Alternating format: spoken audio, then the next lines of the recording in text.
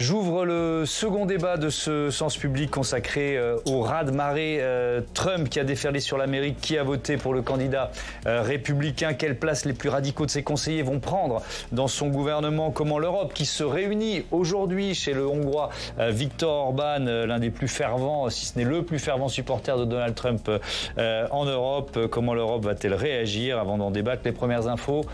Les dernières infos et le premier discours de Kamala Harris après sa défaite. Audrey Betaz. Au lendemain de l'annonce des résultats, Joe Biden se présente face aux Américains en président rassembleur d'un pays fracturé en deux camps. Je sais que pour certains, c'est le temps de la victoire. Pour les autres, c'est une défaite. J'aimerais que nous fassions quelque chose, peu importe pour qui vous avez voté. C'est de ne plus nous voir comme des adversaires, mais comme des compatriotes. Il faut faire redescendre la pression.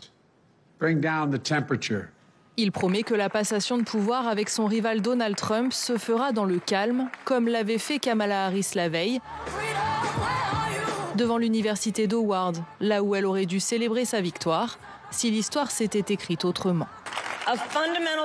Un principe fondamental de la démocratie américaine est que lorsque nous perdons une élection, nous en acceptons les résultats.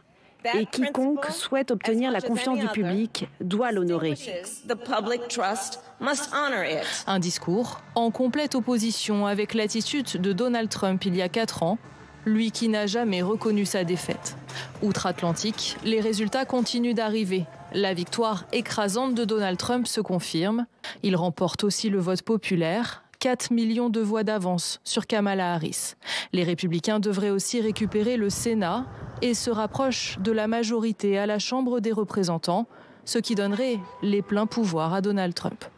Oh mon Dieu, je ne pourrais pas être plus heureuse. Je vois un homme fort, un leader fort, qui fait passer l'Amérique en premier et qui fait ce qu'il doit faire pour notre pays. Donald Trump, qui n'a pas pris la parole en public aujourd'hui, il est resté dans sa résidence de Mar-a-Lago, entouré de sa famille et de ses soutiens comme ici Elon Musk. Une journée ponctuée d'échanges avec plusieurs chefs d'État étrangers, comme Benjamin Netanyahou, Volodymyr Zelensky, Viktor Orban ou encore Emmanuel Macron. Les inconnus du second mandat de Donald Trump au programme de notre débat avec Christine Zumelo. Bonsoir. Bonsoir. Bienvenue à vous. Vous êtes professeur de civilisation et histoire des États-Unis à la Sorbonne Nouvelle. Philippe Goloub, bonsoir et bienvenue. Bonsoir. Professeur de relations internationales à l'Université américaine de Paris et auteur de ce livre Une autre histoire de la puissance américaine, publié aux éditions du Seuil. Alice Cohen, bonsoir. Bonsoir. Bienvenue. Vous êtes journaliste, réalisatrice avec Gilles Biassette du documentaire Droite radicale, la conquête de Washington, qui est disponible sur arte.tv. On est également en duplex avec Richard Verly. Bonsoir Richard, envoyé spécial de Blick, le média suisse aux États-Unis. Vous êtes toujours en Floride, dans le fief du 45e et bientôt 47e président des États-Unis, Donald Trump. Et évidemment, Sophie Dravinel est restée à mes côtés, éditorialiste politique. On va ouvrir ce débat et avec un premier chapitre consacré à la défaite démocrate, aux raisons de cette défaite et peut-être aussi à la réaction à la fois de Kamala Harris et de Joe Biden. C'est l'une des informations de cette fin d'après-midi de jeudi. Le président américain qui a pris la parole pour la première fois depuis la défaite de sa vice-présidente. Il nous a confié un échange avec Donald Trump et la promesse d'une passation de pouvoir apaisée. On écoute Joe Biden. Hier, j'ai parlé avec le président élu Donald Trump. Je l'ai félicité pour sa victoire et je lui ai assuré que mon administration travaillerait avec son équipe pour assurer une passation de pouvoir apaisée. C'est ce que les Américains méritent. Je tiendrai ma promesse et j'honorerai la Constitution. Le 20 janvier prochain, on aura une transition calme ici aux États-Unis.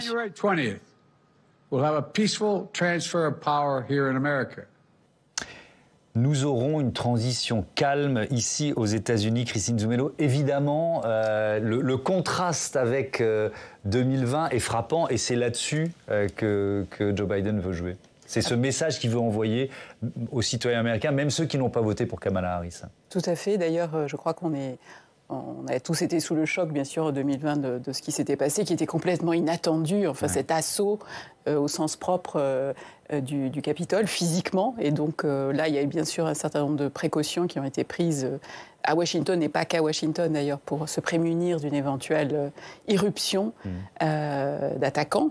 Et donc, évidemment, Biden souhaite rassurer tout le monde, même si son électorat ce soir est en berne. Évidemment. Philippe Golloub, cette stratégie, elle est cohérente avec la stratégie de Kamala Harris qui s'est posée en défenseur de la démocratie. Ça n'a pas marché. Oui, c'est-à-dire que d'un côté, il y a la manière dont, au niveau formel, l'administration démocrate aujourd'hui veut affirmer les valeurs constitutionnelles, démocratiques, les passations du pouvoir pacifique. Ça fait partie de le fondement de base de la démocratie représentative, n'est-ce pas? Et on ne se posait même pas la question il y a quelques années. Enfin, ce type de déclaration était normal dans toutes les démocraties du monde. Aujourd'hui, on est en train de passer des minutes à trouver ça bien et à s'en étonner presque. Oui, et en fait sur le fond, la violence à la campagne, l'intensité de la violence à la fois rhétorique, mais aussi physique parfois de la campagne, rentre en contraste important avec ça. Je crois que les efforts de la part de cette administration d'essayer de planifier une transition douce pour ouvrir la voie à une administration Trump raisonnable est vouée à ne pas réussir, n'est-ce pas? Parce que l'administration Trump aura sans doute des pouvoirs très vastes qui vont utiliser à leur propre escient avec une idéologie qui est une idéologie quand même de confrontation politique interne, mais aussi externe. Et on y reviendra évidemment sur ce que pourraient être les premiers mois de Donald Trump à la Maison-Blanche, qui va l'entourer, qui sera dans son premier cercle. Alice Cohen, est-ce que les démocrates, d'une certaine façon, ont sous-estimé la puissance du mouvement MAGA, Make America Great Again, et à quel point ce mouvement a grignoter petit à petit, année après année, le Parti républicain? Je ne sais pas s'ils ont sous-estimé la puissance. En tout cas, le mouvement MAGA, et en tout cas la droite radicale, a fait quelque chose qu'ils n'ont pas fait. C'est-à-dire qu'ils ont joué le long game, le long terme. Et au fond, alors c'est un peu ce qu'on raconte dans notre film, mais ce qui est intéressant avec cette droite radicalisée, c'est que Donald Trump, c'est un accélérateur de particules, quelque part. Ça se passe il y a 30 ans, ça se passe il y a 40 ans, en fait.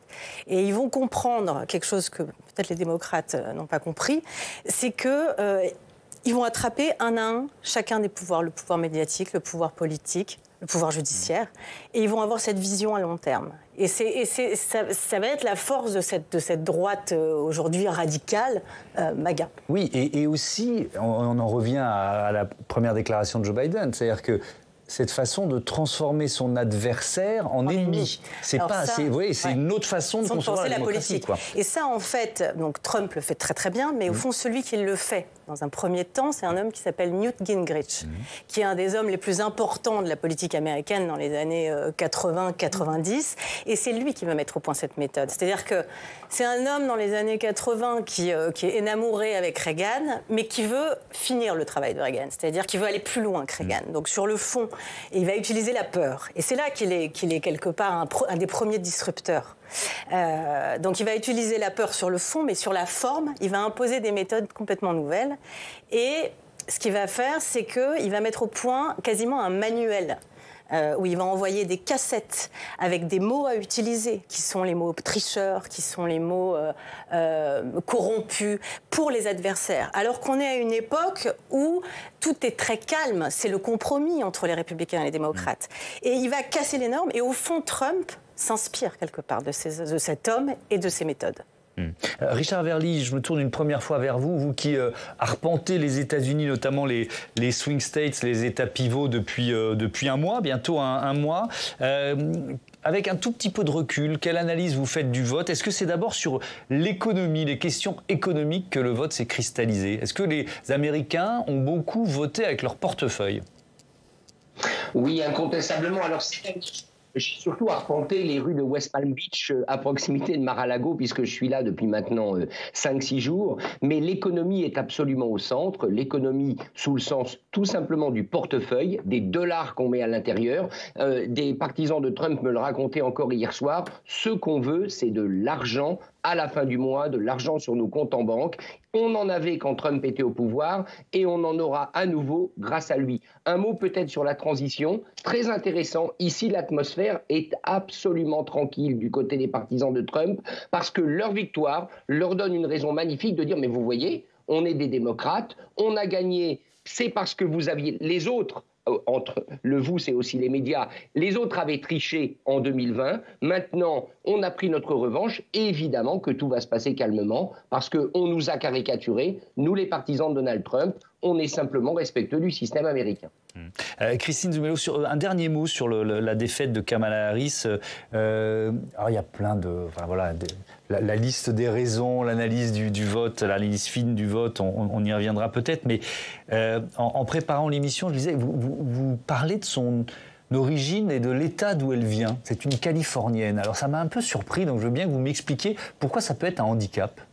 En fait, quand on habite aux États-Unis, suivant l'État dans lequel on réside, la Californie est vue comme à la fois un Eldorado ou bien un État très progressiste, voire très permissif. Donc, vous voyez, si on est au Texas ou si on est dans l'Arkansas, je me tourne vers Philippe Golub, ou dans un certain nombre d'États du Midwest, moi, enfin, je me souviens avoir vécu dans le Missouri assez longtemps et aussi au Texas, la Californie, c'est ailleurs, vous voyez, c'est un État qui n'est pas comme nous.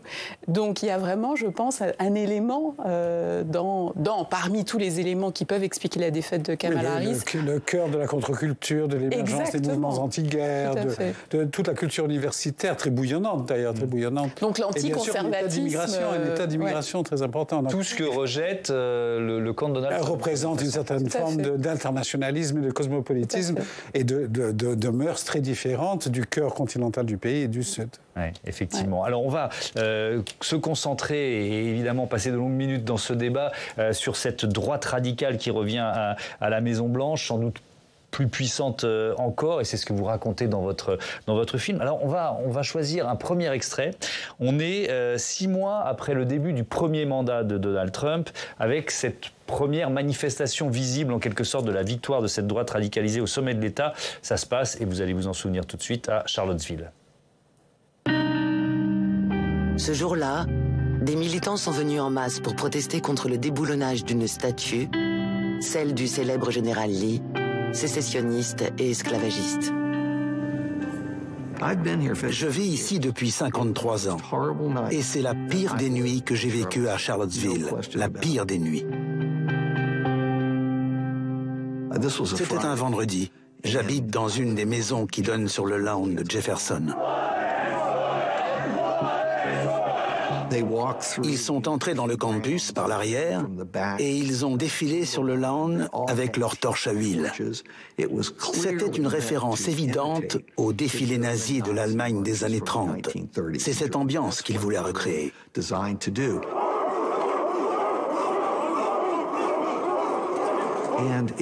Et c'était aussi effrayant que ces défilés, parce que ces hommes, car je n'ai vu que des jeunes hommes d'entre 20 et 30 ans, avaient tous le visage déformé par la haine.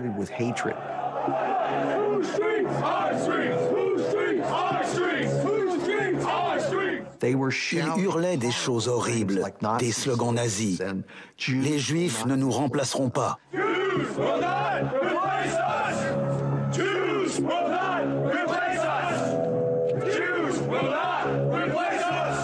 Il y en a même un qui criait « au four ».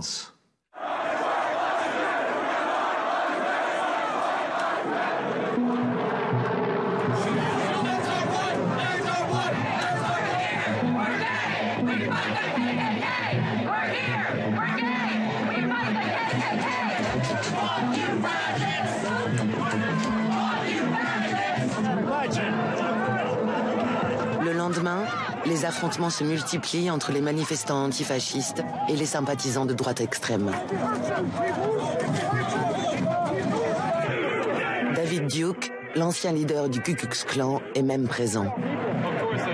believe that today in Charlottesville, this is a first step toward making a realization of something that Trump alluded to earlier in the campaign, which is this is the first step toward taking America back. Voilà, extrait donc de votre documentaire Droite radicale, la conquête de Washington, qui est disponible sur arte.tv. Qu'est-ce qui se passe après, Alice Cohen? Donald Trump, comment réagit Donald Trump? Et puis, pourquoi c'est sans doute un moment, un point de bascule, quoi? C'est un moment clé, Charlottesville. Enfin, nous, on a estimé, c'est pour ça qu'on l'a mis comme ça un peu dans ce film, à deux égards, en fait. C'est-à-dire, ce qui va se passer après, c'est que, je ne sais pas si vous vous souvenez, mais ensuite, Trump va prendre la parole et va dire il y a du bon des deux côtés, en fait. Donc, quelque part, dans un premier temps, il va adouber les milices, en fait, quelque part. C'est envoyer un signal aux milices, ce qu'un président américain, dans l'ère moderne, n'a pas fait depuis... Enfin, c'est pas le premier président qui fait ça. C'est jamais bon d'adouber des milices dans une démocratie. Donc, c'est la première chose. Donc, on sent qu'il va jouer avec les extrêmes. Et la deuxième chose, c'est ce que ça raconte, c'est la manière dont le Parti républicain va réagir. Et en fait, ce que ça va dire du Parti républicain dans son rapport à Donald Trump. Il faut se souvenir, en 2016, quand il arrive, avant qu'il arrive pendant les primaires, Donald Trump, ils ne le prennent pas au sérieux. C'est une sorte de clown. Dans un deuxième temps, et Charlottesville, c'est un peu l'exemple qui est probant à cet égard-là, ils se disent on va l'utiliser.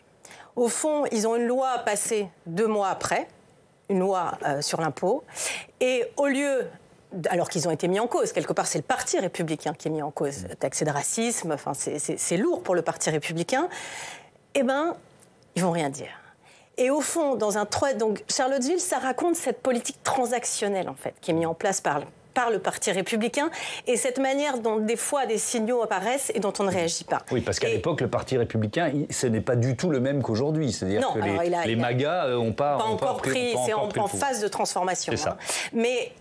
Et il y a un de nos intervenants dans le film qui dit quelque chose d'intéressant, c'est-à-dire qu'après 2016, le Parti républicain a une autre attitude, c'est-à-dire que c'est pas juste par manque de courage, par lâcheté, mais par peur physique, parfois qu'ils ne réagissent pas. Ils ont peur physiquement de la base. Un homme comme Mitt Romney dit et témoigne en disant qu'ils ont peur pour leur famille et leurs enfants. Donc c'est cette dérive-là aussi du parti qui est mise en avant à travers cet exemple. Philippe Goloub, c'était il y a 8 ans.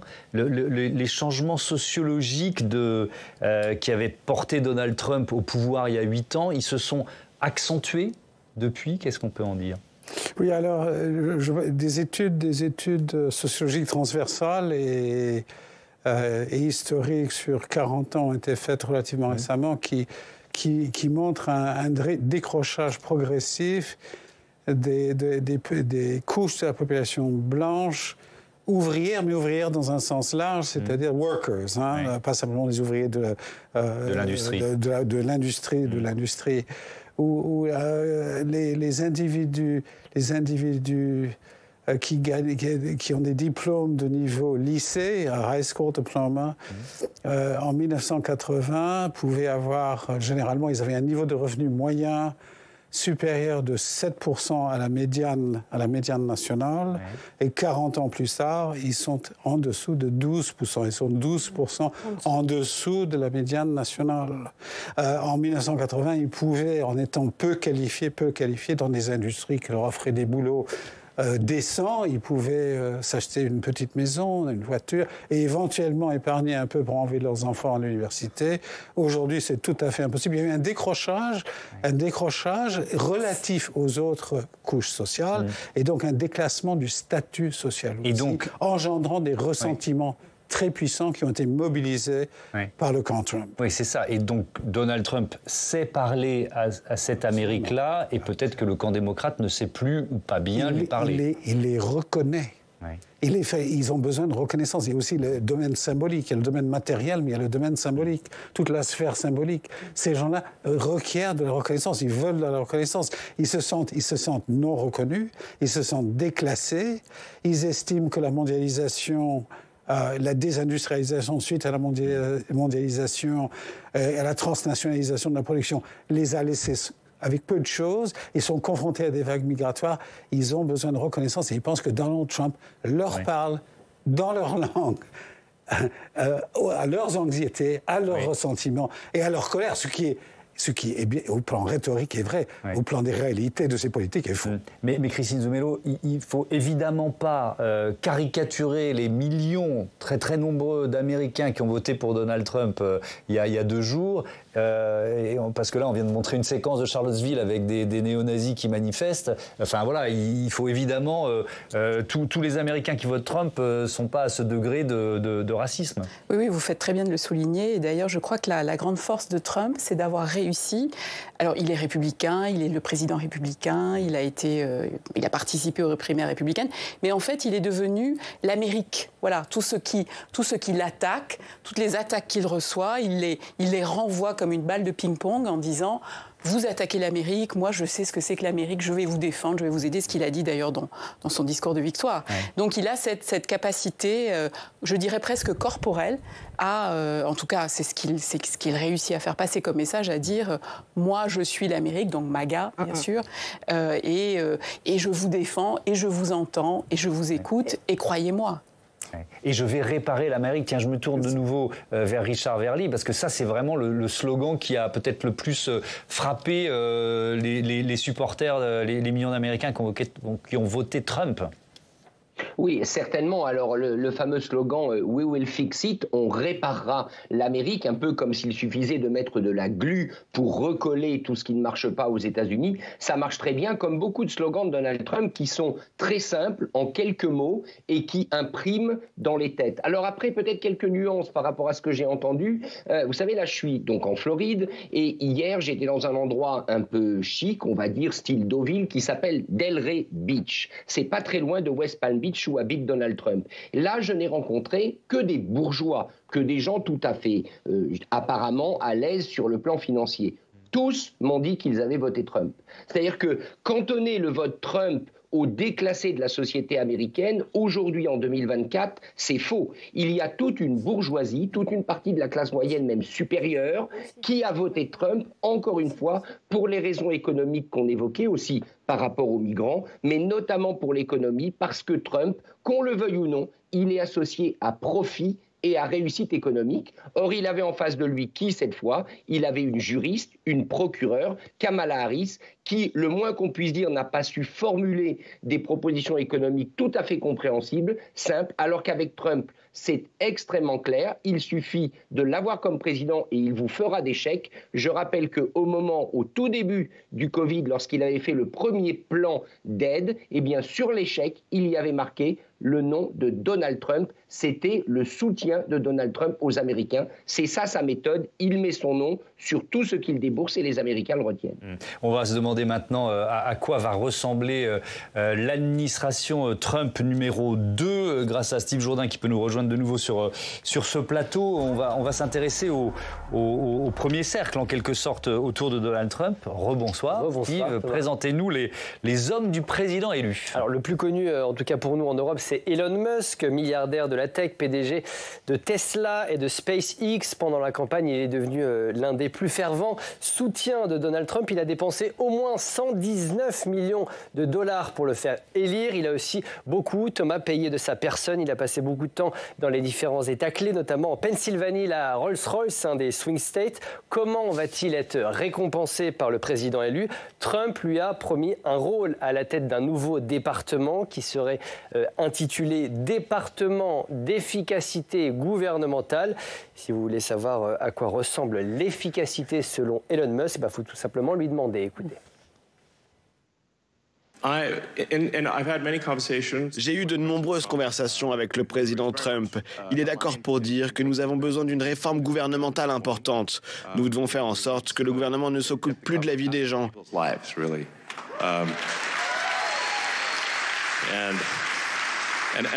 Que l'Amérique soit le pays de la liberté, c'est ce qui a fait la grandeur de l'Amérique, le pays de la liberté et des opportunités. Début septembre, Trump avait précisé les périmètres du futur nouveau département dirigé par Elon Musk. Il s'agirait de mener un audit financier et de performance complet de l'ensemble du gouvernement fédéral et de faire des recommandations pour des réformes drastiques. L'idée, c'est de faire des économies sur le budget fédéral. En tout cas, Thomas, Elon Musk fait désormais partie de la famille famille Trump. On va voir cette photo qui a été postée sur les réseaux sociaux par Kai Trump, la petite fille du président élu. Musk est présent, on va le voir normalement, il est à droite. Il est présent autour des 5 enfants et des 5 petits-enfants de Donald Trump. Vous le voyez, il est juste là, ça va très doucement. Voilà, mais il arrive. Là. Il est là. Et on ne peut pas louper l'immense fils de Donald Trump qui mesure, je ne sais plus, 2 mètres 0. Il a un peu grandi. 06 et qui lui ressemble quand même beaucoup. Quelles sont les autres personnalités de la galaxie Trump? Kennedy très sulfureux. Robert Kennedy Jr., fils de Robert, neveu du président assassiné John. Il est une personnalité bien connue des Américains, notamment pour ses déclarations pendant la période Covid. Il est ouvertement anti-vax. Il a par le passé affirmé que les vaccins avaient un lien direct avec l'autisme chez les enfants. Il s'est présenté à l'élection présidentielle en tant que candidat indépendant, mais a fini par rallier la campagne Trump. Il aurait négocié le poste du ministère de la Santé. Ça laisse rêveur. On sait que Donald Trump aime travailler en clan. On vient de voir les images de sa famille. Est-ce que certains pourraient de nouveau participer à son administration? Alors on se souvient que sa fille Ivanka et son gendre Jared avaient joué le rôle de conseiller pendant, c'est la photo tout à l'heure, joué le rôle de conseiller pendant le premier mandat. Expérience pas forcément concluante selon Donald Trump, qui en juin de l'année dernière a déclaré que cette façon de travailler était trop douloureuse pour la famille. A-t-il changé d'avis depuis? En tout cas, 2 de ses fils, Donald Jr. et Eric, ont joué un rôle important pendant la campagne. Ils étaient avec lui sur scène hier pour fêter la victoire. Et puis, il y a aussi Lara Trump, l'épouse d'Eric. Elle est loin d'être simplement femme d'eux. Son vrai nom, c'est Lara Younaska. Elle est depuis le début de l'année la patronne du comité national républicain. Le président élu, c'est pas elle, le président élu aura besoin du parti pour gouverner dans ses Rubio. On y reviendra dans quelques instants. On va en parler. Le président élu aura besoin du parti pour gouverner, à voir quel rôle il réserve à son fils et à sa belle-fille dans le futur dispositif. Et donc, on les a vus un tout petit peu en avance, mais ça, c'est pas très grave. On va terminer avec des personnalités qui occupent ou qui ont déjà occupé des fonctions autour de Donald Trump. Mike Pompeo, ancien secrétaire d'État durant le premier mandat de Trump, il pourrait bien faire son retour. Ex-patron de la CIA, c'est un fervent soutien d'Israël. Il est aussi l'un des plus farouches défenseurs de l'Ukraine parmi les républicains. Certains l'imaginent entrer au poste de ministre de la Défense, mais plusieurs autres noms circulent également. Enfin, au poste très convoité de secrétaire d'État, le sénateur qu'on a vu tout à l'heure de Floride, Marco Rubio, aurait une avance. Il était candidat pour être le colistier de Trump avant que J.D. Vance n'obtienne la position. Sa politique et ses idées sont très proches de celles de Trump. Rubio considère que la guerre que mène l'Ukraine face à la Russie est une impasse, je cite. Il faut selon lui y mettre fin au plus vite. Reste à connaître son plan et celui de Trump sur la question. Merci beaucoup Steve, c'était très complet. Alors c'est peut-être difficile de répondre à cette question. Je commence avec vous, Alice Cohen. Qui a le plus d'influence auprès de Donald Trump aujourd'hui? Je ne m'aventurerai pas sur ces terrains-là. Oui. Non, ce que je trouvais intéressant, c'est la relation Musk-Trump. Oui. Ce qu'il faut voir derrière, c'est que c'est un échange de bons procédés. Il faut comprendre ce que c'est que Musk. Musk, c'est PayPal, c'est Peter Thiel, c'est des liens avec les libertariens, en fait. Et derrière ça, en fait, ça avantage tout à fait Trump d'avoir l'image d'un homme extrêmement innovant, du génie de demain, etc. Trump, lui, Musk, sa carte à jouer, c'est qu'à un moment, ce qu'il veut, c'est la dérégulation de l'État pour ses propres entreprises, entre autres, qui sont Tesla et évidemment SpaceX. Ouais. SpaceX qui vit des contrats d'État, il ne faut jamais l'oublier. Comme tout le... C'est le fonctionnement du secteur spatial un peu partout, mais quand même, il faut le rappeler. Donc ils ont quand même toujours en ligne de mire le fait d'appauvrir l'État fédéral, en fait. Ouais. On est quand même toujours dans quelque chose là-dessus qui reste la ligne. Et derrière cette image, c'est ça qui est aussi à mettre en avant. Mais alors justement, jusqu'où ça peut aller? Votre avis là-dessus, Christine Zumelo, cette réduction, là, j'ai une tête d'Indien Jivago qui me vient en tête. Vous voyez ce que je veux dire? Cette réduction de l'État fédéral, jusqu'où ça peut aller? Je pense que dans le cas de Musk, c'est très intéressant effectivement ce que vous disiez. C'est aussi l'idée que pour Trump, c'est quelqu'un qui va mener l'Amérique au-delà des frontières, dans un nouvel espace au sens propre, puisque je rappelle qu'il est en train d'essayer de lancer des fusées. Et donc c'est marcher sur la Lune en 2024, en 2025. Vous voyez, donc c'est une réactualisation de cette conquête spatiale. On fait de l'Amérique forte, en fait. Et évidemment, de l'Amérique forte que veut représenter Trump. Et sur l'État fédéral, votre avis, Philippe Goulou? C'est-à-dire qu'il y a certaines... Il ne va pas déconstruire tout l'État. Non. Il va déconstruire les parties de l'État qui sont consacrées au bien public, n'est-ce pas? Au bien public qui touche à la population dans son ensemble. Le département de l'éducation, le welfare, tout ce qui a trait au programme de sécurité sociale, au sens large du terme. La lutte contre le réchauffement climatique, ça on peut imaginer qu'il n'y aura plus beaucoup d'argent public. Le changement climatique global va passer à la trappe. Tout ce qui est du domaine de ce que nous on appelle en sciences politiques des biens publics globaux ou des biens publics en général va passer à la trappe. Le département de la Défense, par contre, les agences de renseignement, ou en tout cas certaines agences de renseignement, les secteurs de l'État consacrés à la sécurité nationale ne vont pas voir leur budget décliner, même si l'engagement international des États-Unis va décliner, mais ça c'est pour d'autres raisons. On va justement parler de cet engagement international, puisque le nom de Donald Trump, il était au centre de toutes les conversations lors du sommet européen de Budapest, Sophie. Eh bien oui, absolument. Et ils se sont tous réunis à Budapest aujourd'hui chez Viktor Orban. Nulle part ailleurs mieux que chez lui, la victoire de Donald Trump pouvait illustrer le profond malaise d'une partie de l'Europe. Cette rencontre de 48 heures dans la capitale du Premier ministre nationaliste n'est pas liée, Thomas, évidemment, aux élections américaines. Si près de 50 chefs d'État et de gouvernement sont présents là-bas, se sont retrouvés sous un ciel bleu mais dans un climat tourmenté, c'est pour le 5e sommet de la communauté politique européenne.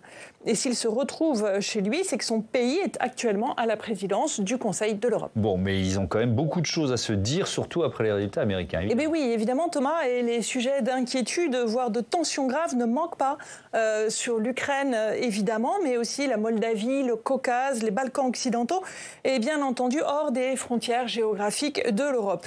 Associé à une forte incertitude, d'ailleurs, sur évidemment ce dont nous parlions, sur l'attitude et les choix à venir des États-Unis.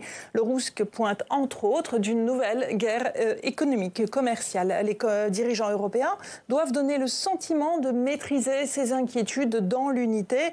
Je cite, « Nous voulons être maîtres de notre destin. L'Europe doit être plus forte, plus résiliente, plus souveraine, moins influençable et traitée comme un partenaire respectable. » Ce sont les mots du président du Conseil européen, Charles Michel. Sauf qu'en matière d'unité, l'Europe a de quoi s'inquiéter. Évidemment, si tous ont félicité avec diplomatie Donald Trump pour son élection, les sentiments et les relations entre ses dirigeants et le nouveau président américain vont du plus net rejet à la plus grande amitié. Présent, le nouveau secrétaire général de l'OTAN et ancien Premier ministre des Pays-Bas, Mark Rutte, se vante d'avoir son oreille, comme d'ailleurs l'aurait Viktor Orban, mais aussi l'italienne Giorgia Meloni. L'ancien secrétaire général du Parlement européen, Klaus Welle, affirme d'ailleurs à nos confrères d'Euractiv que l'italienne pourrait jouer un rôle constructif dans l'avènement de nouvelles relations diplomatiques entre l'Union européenne et les États-Unis. Et donc il y a un dîner officiel ce jeudi soir où ces tensions pourraient ressortir. Eh bien oui, et dans les équipes des dirigeants, certains se sont inquiétés d'ailleurs ces dernières heures. Et si Viktor Orban avait le mauvais goût de vouloir lever un verre de champagne au nouveau président américain, on a même imaginé qu'il puisse vouloir improviser un appel vidéo avec Donald Trump. Alors c'est peu probable, mais les oppositions devraient rester feutrées.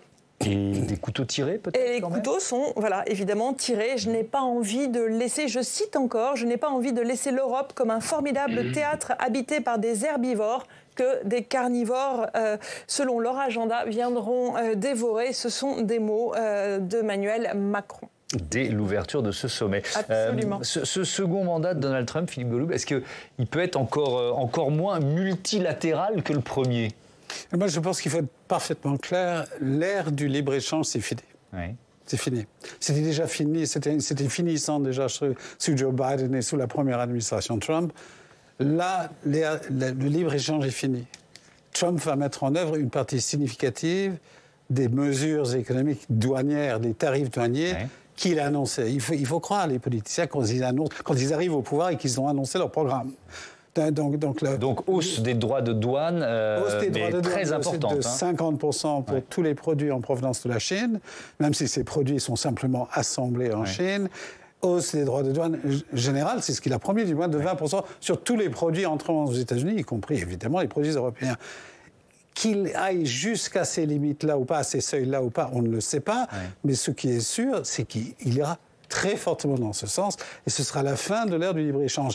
L'Organisation mondiale du commerce est déjà dans un état d'affaiblissement très important. Ça, c'est la première chose. Deuxièmement, fragmentation du système financier international du fait de cette déconstruction des échanges internationaux. Donc on va rentrer dans une nouvelle ère économique internationale d'affrontement, sans doute de régionalisation, de construction de blocs régionaux. Et l'Europe, devra bien trouver les moyens de construire ses propres politiques industrielles, ses propres moyens de protection entre ces deux géants qui sont la Chine et les États-Unis. Ils seront forcés de le faire. Avec une difficulté qui est effectivement une Europe qui tire un peu à l'UADIA et deux moteurs habituels de l'Europe, la France et l'Allemagne. On n'a pas parlé de ce qui se passe en Allemagne avec la coalition qui est en train d'exploser, qui l'une et l'autre, France et Allemagne, sont fragilisées politiquement aujourd'hui. L'Allemagne, actuellement, le marché chinois pour l'Allemagne est en train de se rétrécir, de se contracter, du fait de la compétitivité nouvelle des industries d'automobile et d'autres, l'industrie mécanique chinoise. Le marché américain bientôt va être un marché très difficile pour les constructeurs allemands, quels qu'ils soient, pas simplement de voitures et d'automobiles. L'Allemagne va devoir repenser son modèle de croissance par les exportations et de se recentrer sur l'Europe. Si l'Allemagne ne le fait pas, à ce moment-là, l'Europe ne trouvera pas de voie de sortie. Est-ce que, Richard Verly, je reviens vers vous une dernière fois, là ça a filé trop vite, il nous reste quelques minutes dans ce débat, mais comment je peux dire ça? Est-ce que les supporters de Donald Trump attendent quelque chose de leur champion en matière de politique internationale ou alors pas du tout? Si, ils attendent une chose simple, c'est que Donald Trump rapporte le maximum à l'Amérique. On en revient toujours à cette question de l'argent. Donald Trump, vous savez, il a théorisé l'idée qu'au fond, les relations internationales, c'était des deals, c'était des accords et qu'il était le meilleur pour les passer avec les dirigeants des différents pays. Eh bien, cette vision de la politique internationale qui passe, par des relations personnelles. Donc il y a ceux que Donald Trump aime bien, Vladimir Poutine, et il y a ceux qu'il n'a jamais aimés, c'était le cas d'Angela Merkel par exemple. Donc ça passe par des personnes et ça passe par des accords sonnants et trébuchants. C'est ça aujourd'hui l'attente de l'électorat américain pro-Trump, c'est que tout ce que fait l'Amérique doit rapporter. Donc quand l'Amérique donne des garanties de sécurité, ça doit rapporter en termes de commandes militaires. Quand l'Amérique laisse entrer des concurrents internationaux sur son marché, il faut qu'elle en obtienne rétribution. Donc l'Amérique devient une espèce de gigantesque machine à cash. En tout cas, c'est comme ça que les électeurs pro-Trump le pensent. Il n'y aura plus rien de gratuit dans le monde de Donald Trump. Il nous reste, moins de 5 minutes. Je voudrais qu'on revienne à l'analyse du vote, dernier chapitre dans ce débat, parce qu'il y a quand même une leçon à tirer peut-être un peu plus fine sur ce que ça nous dit de l'Amérique de 2024. Christine Zumelo, avec un vote ville-campagne qui est vraiment très différencié, peut-être encore plus que dans les scrutins précédents. Oui, donc ça c'est une constante qu'on remarque déjà depuis un certain nombre d'élections. Je crois qu'il faut souligner aussi que la participation électorale a été très forte.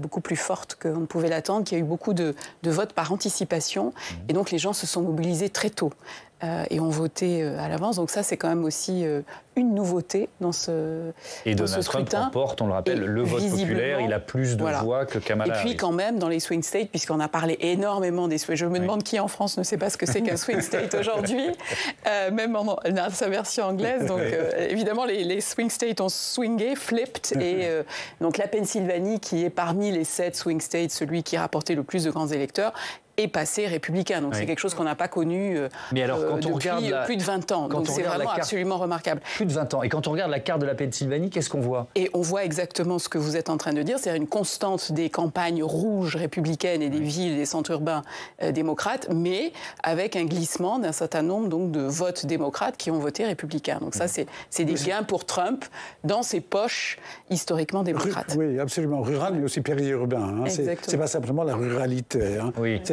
Il y a le cœur de la Philadelphie, qui est le cœur, qui vote démocrate, qui restait démocrate. Mais il y a tout ce qui est périurbain qui a penché très fortement vers Trump, avec le monde rural, bien évidemment. Exactement. Ouais.